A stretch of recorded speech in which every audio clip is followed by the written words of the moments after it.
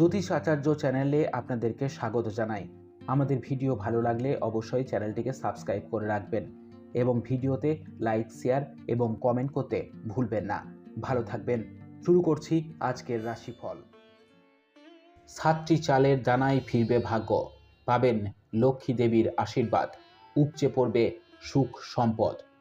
হিন্দু ধর্ম অনুসারে চাল অত্যন্ত শুভ বলে পুজোর কাজে চাল ব্যবহার করা হয়। যে কোনো পুজোয় চাল ছাড়া অসম্পূর্ণ। দেবতাকে চাল নিবেদন করা হয়। চালের সঙ্গে কুমকুম মিশিয়ে কপালে তিলক কাটার প্রথাও প্রচলিত আছে।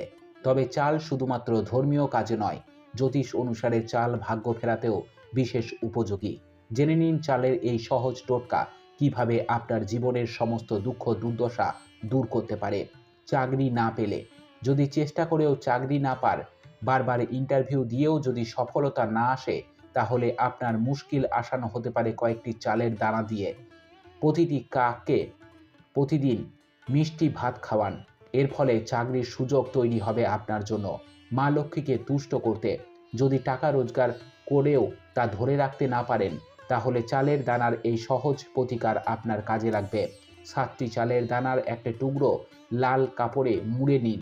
এরপর এটি নিজের পার্শ্বে রেখে দিন। এ কাজ করলেই আপনার জীবনে আর্থিক সংকট কখনো দেখা দেবে না। এর পাশাপাশি আটার গুলি তৈরি করে তা বৃহস্পতিবার মাছেদের খাওয়ান। এর ফলে আপনার সৌভাগ্যর দ্বার খুলে যাবে।